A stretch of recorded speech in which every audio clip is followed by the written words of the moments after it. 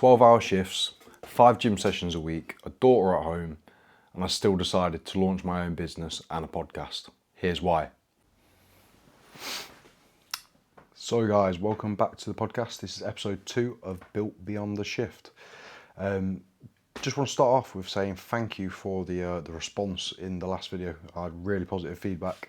Enjoyed doing it, and yeah, it's just one of them ones where it was something I've been thinking for a while, and then like once I've done it, like I'm glad I did it because like it gives people a bit of like an insight into like what I do, what I get up to, and yeah, just sort of getting myself out there a little bit more. So thank you for everyone that's watched on the YouTube, watched on Spotify, liked, commented, all that.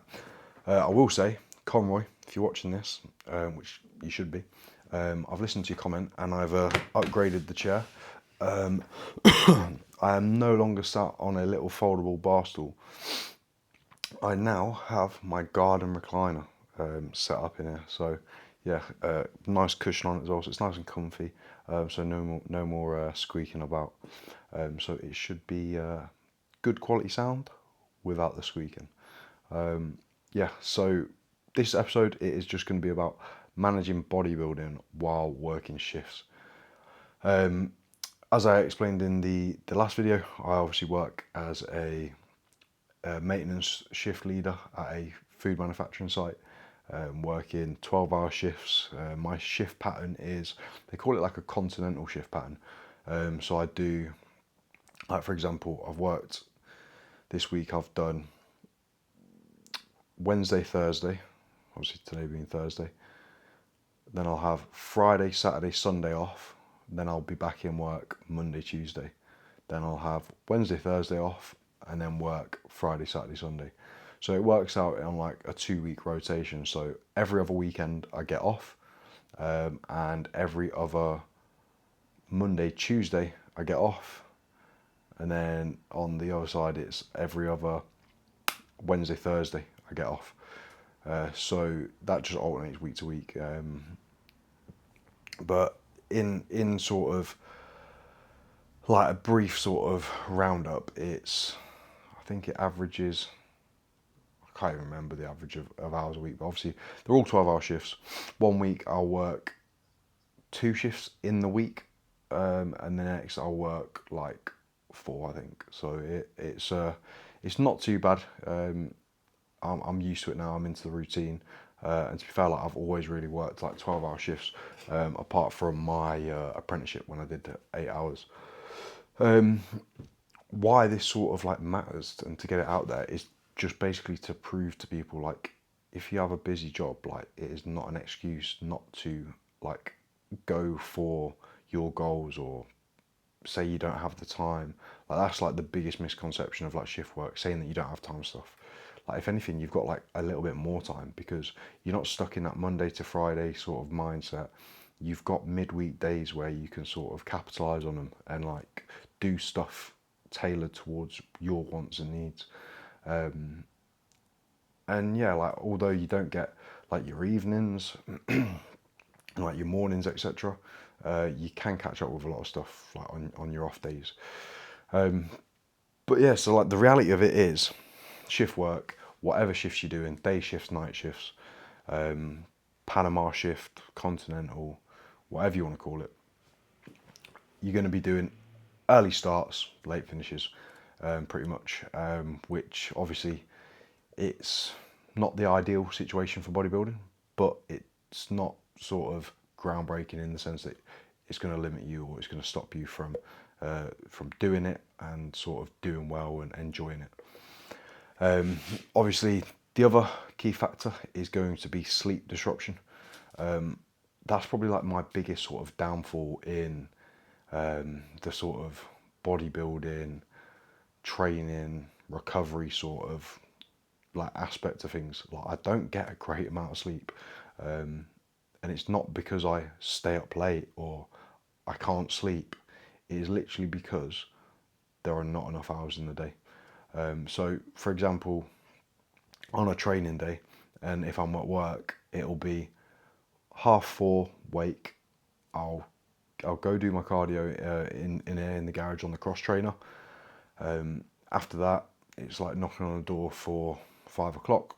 I'll have a quick shower, get changed, get all ready for work. At work for 6 o'clock start. Then obviously 12-hour shift after that. So obviously finish at 6 in the evening. Then I'll do my training session, typically around hour and a half, 2 hours long. So like almost 9 o'clock we're looking at. Then I've got to drive home, another 20 minutes. If I've got to go to the shop to pick up some food, if I need to like meal prep extra food, extra meal, sorry, then obviously I've got to go to the shop. So sometimes I don't get back home like after a full day until, yeah, like 9:30, like not like quarter to 10, like that sort of time period. And then from there I've got to obviously have my post-workout meal, prep any meals if I need to do more meal prep, shower, get my bag sorted for the next day, obviously my food, my clothes for training, my clothes for work, and then by the time that's all done and like come around, like it's pretty much like 11 o'clock to then get back to sleep and then obviously be in bed until my alarm goes off at 4:30 the next morning. So like on average, I say I get about 5 hours sleep on my work days. On my off days, I manage to like catch up a little bit, where I get like 6 to 7 hours sleep. I don't like sleeping in for long, but I like to sort of get a little bit more than the 5 hours that I typically get when I'm at work, because it can, like if I've done like say a block of like 3 shifts and then I've done like an overtime as well for a little bit more cash, then I'll definitely feel it, and I'll like start to feel it like impacting me and feeling, yeah, okay, right, it's getting to me now, like I am a bit battered. So it's one of them ones where on my off days I get, yeah, 6 to 7 hours sleep, just to sort of like, not to catch up, because I'm not going to catch up from 4.5, 4, 5 hours sleep. You're not going to. But I think just like over time, my body's just got used to it. It's like the norm for me. So I don't really notice it. And like I say, like by the time I've got my off days, like today I feel like a little bit tired. But I've got tomorrow, Saturday and Sunday off. So it's a 3-day weekend where I can recharge, make sure I'm like ready to go, and yeah, just be back to it from the Monday in terms of like my work routine and schedule. Obviously, bodybuilding isn't always going to be convenient. At the end of the day, like it can quite easily, if you just didn't do any job and you just solely did bodybuilding. Like I was speaking to Conroy the other day, just mentioned twice now in this podcast.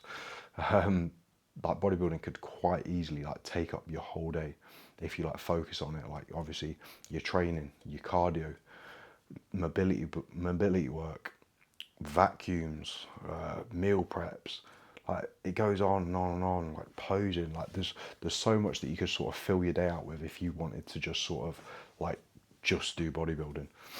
So to do it alongside a job, it's not going to be convenient. Like there are going to be times where it is a bit of a stretch, but if you're wanting to do it, then you've just got to accept that and crack on and get it done.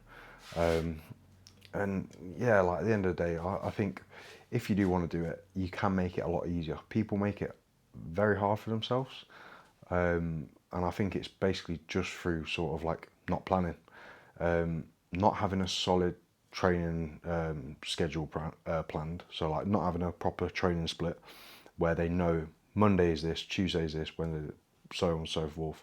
Regardless of what shift you're working that week, the training pattern should always stay the same. I have mine set on my weekly basis. It doesn't change whether I'm on shift or off shift. The only thing that will change is the time that I train. So obviously when I'm working, I'll be training at 6:30, 7 o'clock in the evening. Whereas when I'm off work and I've not got my daughter, I will train midday after like 2, 3 meals. It's just nice. Obviously the gym's a little bit quieter. I can get a good amount of food in me before I go to train. Full of energy, not had a long 12-hour day at work, and I can still get a good session in. But yeah, so obviously planning your training, meal prepping, again, like it's a simple one. Like, I mean, we're in the fitness industry, like that should be a standard. Like you should be prepping your meals. You shouldn't be like on the day, like cooking everything, because you will literally spend every day and every minute of your day just cooking. Like you won't even have time to eat it. You'll just be cooking that much. So obviously meal prep in advance, like myself, I meal prep for 3-4 days in advance, and then by the time I've ate that, it then will fall on like the day of my off day or the day before my off day. So I'd never run out of food when I'm at work. I'll always end up sort of running out of, not running out, but not having prepped meals on my like first day off. Like tomorrow, I'll have my meal one, and then I'll do some meal prep. So then over this weekend, I've got my meals covered. I'm actually got a few plans on Sunday, so my food is going to have to be like not adjusted, but it will still be the same foods, but I need to make sure I can take it with me where I'm going and keep it chilled. I've actually just bought like a one of them 12-volt cool boxes to put in my van. That like I used it the last week Thursday actually. I went to Liverpool with Reese to go pick up the Nautilus Nitro pin loaded chest press, and I had all my meals in there. We had it in the front of us. Reese banged a few of his meals in, and literally just kept our like meats, like kept our meat cool. Yeah, fucking no, kept our like I had a chicken wrap meal, and another one of my meals was just like beef mince, because I'm prepping. So actually on a rest day, 2 meals are like 0 carb, which are pretty dreadful, but is what it is. But yeah, the cool box, so it makes it so much easier just to sort of take it with you and keep it sort of cool. So like yeah, obviously meal preps, make sure they're sorted 3-4 days. If you're working 4 on 4 off, get your 4 days worth, however many shifts you're working. You want to make sure that the days you are working and training, you're not then coming back after training to then have to meal prep again, because that's when it can be like it can really like it can sort of mess up your routine, because then you're then not doing the things that you should be doing till later. You're not showering till later, or you're not getting to sleep till later. And we've already said like the sleep time is like limited anyway. The amount of time that you have to sleep and to like sort of fit in. So obviously there's that. Gym bag, get that packed the night before. Don't be like in the morning dilly dallying about, oh, what gym top am I gonna wear, or is my sports bra gonna look nice with my fucking gym shorts or shit like that. Get it packed the night before. Whatever you're training, fucking just bang it in a bag, and it's ready for you to just pick up, get out the door, and that's it. You ain't got to stress about it. Literally takes 5 minutes, bang an outfit together. Typically heavy duty. Shout out Ollie, heavy duty. Fucking got my ammo tin back there, little bit of memorabilia. But yeah, it's simple stuff like that. Simple sort of organisational things that will make your life, if it is sort of tailored and sort of specified towards bodybuilding, there's loads of things that you can do to make it a lot easier. And like with the sort of like the consistent schedule and routine with your training, treat it almost like an appointment, like doctor's appointment, dentist appointment. Like it's at this time, don't be late, get there on time. Don't be sat at work then talking for 10-20 minutes and then you're late for your gym session, because you wouldn't do that if you was going to the doctors or going for an interview or a meeting. Like you need to treat it like an appointment, so you're there timely and you can start your session when you're meant to start your session. So not to like wish the time away, but essentially sooner it's done, and then you can then crack on with your other things that you need to get done. So yeah, like I think that is like another sort of thing that you can like plan ahead and get structured to benefit and make like things a lot easier. But yeah, like the training around shifts. I train after work. When I used to work day shift and night shift, I would train after work on my day shifts and before work on my night shifts. I didn't do the days and nights for long. I did it for about 10 months, I think, just because like it got to a point where I was just like battered. Like it's the same shift pattern as I'm on now, the threes and the twos. So three on, two off, two on, two off, three in, two off. I can't. It gets confusing when you say it like that. I have to look at like my schedule on my phone to like see what days I'm in. But when I was doing the days and nights, it was the same shift pattern, but every other time I was in work, it was flipped. So it was like block of day shifts, off for a bit, block of night shifts. And say if it was like where I had the 2 days off, it's then immediately one day, because that first day you're off after a night shift, you're sleeping for most of the day after your night shift. And then you only get that 1 day turnaround to then get everything ready, and then you're back at work again the next morning on day shift. So I only did that for a short while because I just could not get into the routine of it. I couldn't really sleep in the daytime as well. That was like a big struggle for me. Like I had like a good sleeping environment, like blackout blinds. The room was cool. It was nice and quiet, but I just couldn't like. I don't know. It was just weird. Like after being up all night doing like a 6 p.m. till 6 a.m. night shift, it's just something about it where it's like it is like quite tough, like mentally and physically, like on your body and brain. So yeah, I had to stop that and just move on to the permanent day shift.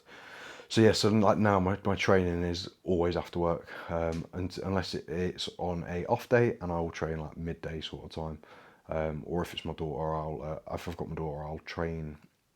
I'll train once she's gone to bed. So I'll get everything done, get her to bed, bathed, make sure she's settled down, and then I'll go out to the gym, and Ellie will stay at home with my daughter.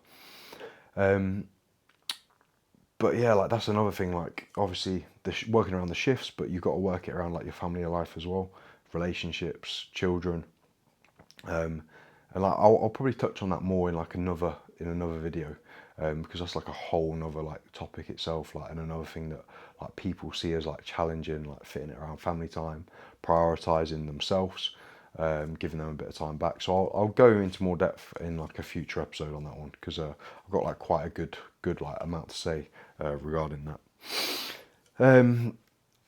Like again, back to the like the meal prep sort of thing. The best way I think about doing it like is you're not gonna have like a pristine kitchen like when you're working shifts. Like typically, if you're an on-site guy, you're gonna have a porta cabin that's probably got a fridge, a kettle, and a microwave, a fucking toaster at a push. So you need to make sure the meals that you're prepping and you're bringing are sort of travel friendly, like portable meals, something that you can just bang in the microwave, warm it up, and you can eat it. It's good to go. Even like utilizing things like cream of rice, what's it called? ESN rice pudding, or again, what's it called? The engineered one. I've just literally just got an order from them. Hydro rice, like stuff like that, where you literally just need hot water, or even like cold water with a hydro rice. You can just put cold water in it and give it a mix, and it's fine. Like stuff like that is what you can like use and like sort of benefit from in terms of like ease and sort of getting a good balanced sort of nutrition that will be sort of you're hitting your protein goals, you're covering your macros, whilst not eating shit. Like they're properly cooked meals. You're not going into like the vending machine on site, or like at my site we've got a canteen. They do like they'll do like a cooked breakfast in the mornings. Then in the lunchtime they'll do like an array of different foods. And then again, like later on in the day, like a lot of people at work literally just have meals from the canteen like daily, and like it is not ideal. Like if you are into like your bodybuilding, or even sort of like just anything like around like your macros, like hitting them if you're like trying to achieve a goal, whether that's fat loss or muscle gain, like you're not really going to get it from the type of meals that like canteens typically serve, without the sort of high fats or high sugar content, that's not really accounted for because like they cook it in vegetable oil or something like that. So yeah, and in regards of like eating, like when you're gonna eat your meals. So like for me, I like the way I do my meals at work. So I obviously start at 6. I have, I'd say, about 2.5 hours working, doing whatever. I obviously get my handover, catch up with any jobs that have been handed over from the night shift, and then around 8:30, 9 o'clock, I try and get my first meal in. So that'll be like meal one. Get that down the hatch, and my next then meal is probably 12 o'clock from that point.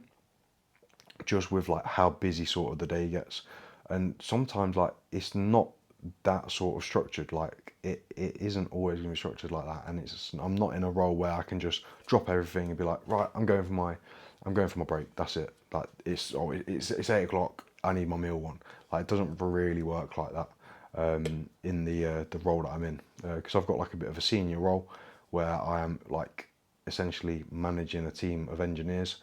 I've got to make sure my whole team's getting their breaks. I need to make sure machines are getting attended to. We've got minimal downtime. Obviously, there's all these factors that I need to think of, as well as I need my meals. Like I've had it numerous times where I've not ate my first meal until like 12 o'clock in the afternoon, like midday, just because I've been like that flat out on breakdowns, like under a machine, covered in God knows what. Like I've been in some right states where I wouldn't even want to eat just from like the risk of like getting something nasty. So yeah, so then like my next meal is obviously like around about 12 o'clock. Then I'll have meal 3 about 2, 3 o'clock ish. And then I will have my pre-workout around 5:30 when I start doing my handover. Now obviously I only get an hour's lunch break, so I split that up into I do it in like a 15 minute for meal 1. Meal 2 is like another 15 minute. Meal 3, I don't need to go into how that. I basically split up my lunch into 15 minute breaks. Sometimes I have to work through my lunch, so I'm like eating my meals while I'm like ordering parts, typing up an email, like doing like loads of like admin stuff that I can do whilst I eat. So you've got to sort of spread your food out throughout the day. Make sure you get them in. Obviously, there's some times where you are going to be behind on meals, and if that's the case, like I've done it numerous times where I've not had my first meal until, like I say, like 11, 12 o'clock. I've ate that. I've waited like 5 minutes, and then I've back to my next meal, just so I'm not falling behind. Because otherwise, then you get into like that, like slippery slope of like, oh, it gets later on in the day, and then before you know it, like it's time to like have your pre-workout meal. So you have that, and then you get home, and then you got to have your post-workout meal, and then you've still got 2 meals that you've missed throughout the day. And it's like trying to cram all that food in, especially in the off season. That's happened a few times where I'd get home and I'd have like 2 more meals to eat, and it's just like my stomach is full. Even like my appetite had like went a little bit just through like not actually eating for like a longer period of time. Like that was like another sort of like challenge that I faced in the off season. But it's one of them ones where if you like truly want to progress, you will do it. You will just crack on. You will just back to back your meals. Like there was some times where I went on like a great amount of food, like that high, like in comparison to other people. But for myself, like I think on my high days, I was like 5,100 calories, which was 950 carb. I can't even remember the other macros, but for me, like there was some times where I'd be eating my meal and I feel like I'd have like that loss of an appetite, that less of an appetite, sorry, and like just not feeling hungry at all. And I'm trying to eat my meals, and like each like spoonful or like forkful that I'm eating, I'm like balking. I'm like, not because like I don't like the food, more of the fact that I'm just like really full. And obviously like this off season was like the most I pushed my food. That's like the heaviest I got to. I saw 101.3 kilos was the heaviest that I ever saw in my off season this year. So yeah, I was like, it was all like new to me really. But yeah, like it's one of them ones where you need to try and make sure you can get your meals in at the right times, and keep them as structured as possible, because obviously sometimes you're not going to be able to. So if you've got, I don't know, 10, 20 minutes where it's like a little bit quiet, you're not quite at your like time you should be eating, but you think, right, okay, if I get this meal in now, then I know I've got it and I've got it done. And you haven't got to worry about getting called out to another breakdown or another job. Or if your next like bit of work like takes longer than expected, then you've already had that meal. So it's one of those ones where it's like you're kind of like playing it by chance, and you can never sort of predict it.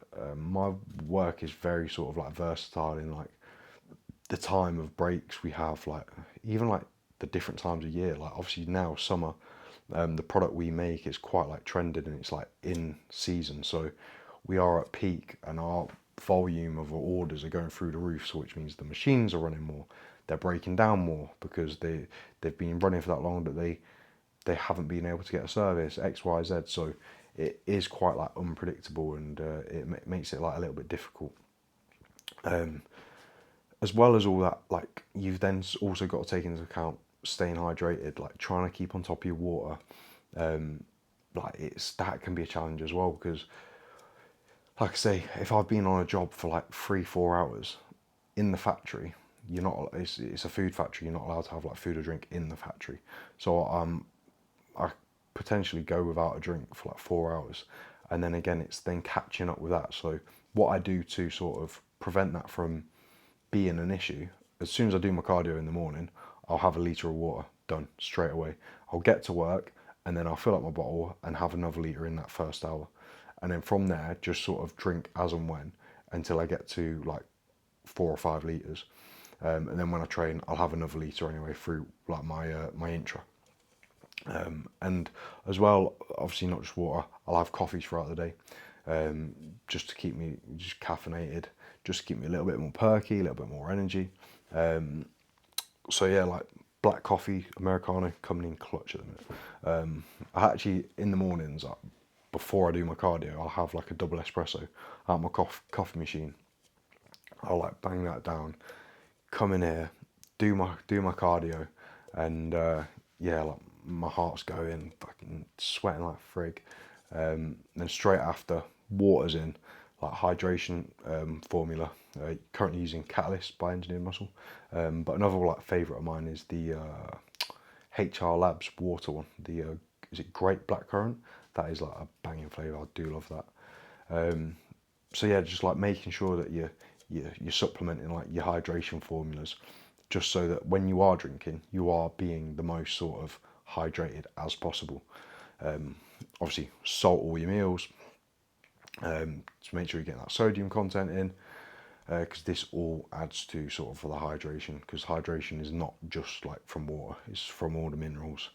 Obviously sodium, magnesium, potassium, can't even think of the other ones right now, but yeah, it's not just about just drinking water. The other sort of thing is kind of like, obviously when you're in an off season and you're working your shifts, I kind of like see that as like a little bit more difficult than like in being in a prep, because like currently, obviously my meals aren't that voluminous. They're not that big. They don't take me long to eat, so I can fit a meal in 5-10 minutes. Whereas like in the off season, and like if I've got a big bowl of friggin' rice pudding, or like on my high day I'd have like a big meal, and it's just like it'd take me a little while, and then the radio's going off. Oh, can you come to this line? We've got a breakdown, and I'm there like, yeah, 1 minute, trying to eat my friggin' oats, and I'm like trying to keep my food down just because I'm like mega full. So yeah, I would say like off season, when you're working shifts, if you don't have that sort of like guaranteed amount of time to eat a good meal, then that can be like a little bit challenging. But like it's not one of them ones where it's like groundbreaking, but you can sort of you can get away with it as such, to some degree, if you do like manage your time well. And that's ultimately what it is like when you're working shifts, just managing your time well. And when you've got the opportunity to eat, drink, make sure you take those opportunities, because like I say, you don't know when the next breakdown's coming in. You don't know how long your next job's going to be. Like, something could go wrong, and then before you know it, you're a meal behind. And yeah, it's not looking good, bruv. Yeah, so like, another thing that like is a big thing with, I just have to mop my forehead with my blue roll. I'm sweating like a frig. Another thing like with like shift work is like people being like, oh, I'm too tired to train. Like, no, you're not too tired to train. You're just feeling tired and using that as an excuse not to train. I can have like 4 hours sleep. In fact, I think I've had like 3 hours 40 sleep before, done a 12-hour shift, and went and had like a posterior session with like two like heavy compounds, RDL and leg press, and I've got like a new PB for myself, and I absolutely smashed my session. Like, my session felt great. I've just pushed through the tiredness. Like, again, training should be something that you look forward to. So regardless if you're tired or not, you should still be wanting to do it and still get that done and give it your all, like complete it with like the most amount of intensity. And like, yeah, I feel like sometimes like when I am a little bit tired, I do thrive a bit more. I'm more hungry for it. I'm like, yeah, I'm gonna push through. It's like a little bit more rewarding, like, in a way. Maybe not the most optimal and like great for like recovery standpoint and like risk to injury maybe, but I get the shit done. And yeah, like I've not done too bad so far in terms of like progression.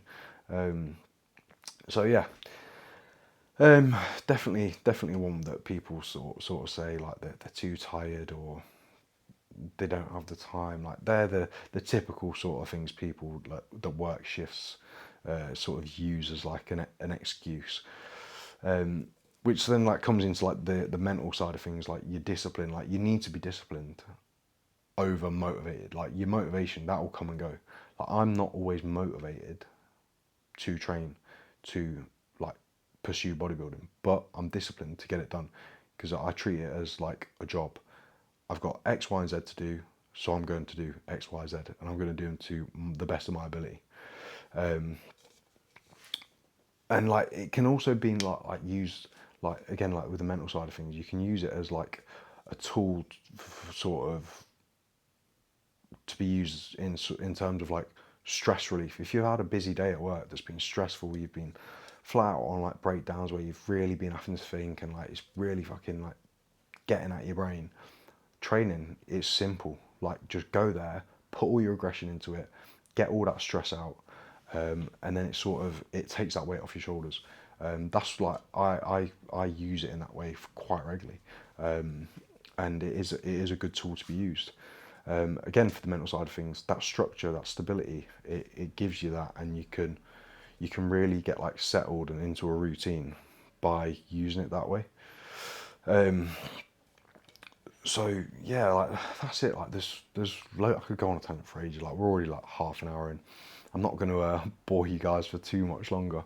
But yeah, in terms of like what I would say, like mistakes not to make, it'd be skipping your meals, and like as well, like another thing is like not preparing your food. That like they kind of go like they're like the yin and the yang. Not preparing your meals and then skipping your meals, like missing them out. They'll just like mess you up in terms of your routine, your progression, your training output. So they're like two things that I'd say make sure you do. Make sure you get your meals in and make sure you prep your meals. Another one I'd probably say is don't solely rely on like highly caffeinated like pre-workouts, because then you're sort of you the returns that you're going to get in terms of like the actual sleep that you're then going to have to get after your sessions, that will then be impacted because you've just, right, I finish work, slam a fucking I don't know, 300 milligram pre-workout, and then you finish training, your head's absolutely pounding, you're stimmed as fuck, and then you try to go to sleep and your fucking head's just like, like just still going crazy, like not turned off. Use a pump pre-workout. Have like your intra shake. Like you don't need to have a pre-workout. Again, if you've got that hunger for the bodybuilding and hunger to train and the passion to train, the tiredness isn't going to stop you. Like you will put in a good session regardless. So yeah, they're like my main points and the main things not to do if you're working shifts and sort of managing bodybuilding. But yeah, so if this was of interest to you, if you enjoyed this, obviously drop us a like and a comment, because I'm going to wrap it up there. If you work shifts, remember you can manage it. If you are working shift pattern, put a little comment in, tell me what shifts you're working and how you manage it with like training, etc., meal prep. Just see like what my audience that are sort of in the same sort of boat as me, what they're doing in terms of managing bodybuilding around like working shifts. Obviously you'll be able to get this on Spotify and YouTube, exactly the same as the last one. Again, I'm going to do a few more solo episodes, build up sort of a feel for like what this podcast is going to be about, what I'm going to be talking about. I've got like loads of topics that I'm going to cover, and then eventually like obviously start getting like guests to come on and have a chat and have a like look into their side of things that I can like kind of relate to. Yeah, so that is it. Thank you for listening to Built Beyond the Shift podcast. This is episode 2, and yeah, thank you for watching. Like, comment, subscribe, all that fancy stuff. If you're on Spotify, give us a 5-star rating. Thank you very much, and I will see you in the next one.